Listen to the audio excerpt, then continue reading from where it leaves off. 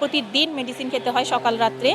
আমি প্রতিদিন পাওয়ারফুল দিচ্ছি, আমার অনেক সুন্দরী। একটা রুম, ওই রুম ভাড়া দিয়ে আর ওইটা দিতে হয় না আমার। হ্যাঁ, আমার স্ত্রী আমাকে কিডনি দিয়েছে, তবে মাংনা নয়, 60 লক্ষ টাকার বিনিময়ে কিডনি দিয়েছে। সে আমাকে কিডনি দিয়েছে, বিনিময়ে নিয়েছে 60 লক্ষ টাকার ফ্ল্যাট। হ্যাঁ ভিউয়ার্স, কিছুদিন আগে এই নারী কাঁদতে কাঁদতে মিডিয়াতে এসে বলেছিলেন স্বামীকে কিডনি দেওয়ার পর সুস্থ হয়ে পরকীয়া প্রেমে মজেছেন, এমনকি মারধর করে তাকে নাকি বাড়ি থেকে বের করে দিয়েছেন।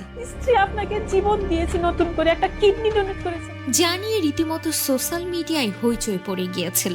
বাঙালির আবেগ নিয়ে খেলেছিল এই নারী, এখন রীতিমতো বাঙালির আবেগে হিসু করে দিয়েছেন এই মহিলা।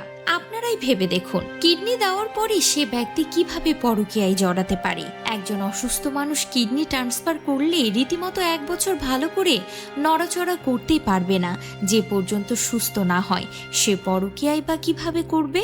কথাগুলো আমার নয়, কথাগুলো বলেছেন সেই মহিলার স্বামী। তিনি এক ভিডিও বার্তায় বলেন, আমি এত পাওয়ারফুল ওষুধ খাই যে আমি শারীরিকভাবেই অক্ষম হয়ে গেছি।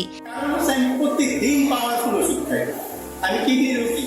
আমি তো আমার স্ত্রীকেই ঠিক রাখতে পারি না, তাহলে আমি পরকীয়া করে কোন নারীকে সুখে রাখতে পারবো? আপনারাই বলুন। এছাড়া আমার স্ত্রী যে সুন্দর, আমি কেন অন্য নারীর কাছে যাব?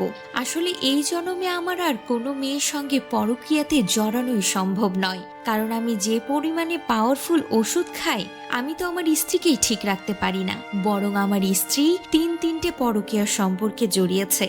এমনকি আমার বাড়ির ভাড়াটিয়ার সঙ্গেও সম্পর্কে জড়িয়েছে। সে তো আর আমার মতো অসুস্থ না, সে তো আর পাওয়ারফুল ওষুধ খায় না, সে তো ঠিক আছে, সে এটা করতেই পারে, কিন্তু আমার দ্বারা পরকীয়া করা সম্ভব নয়।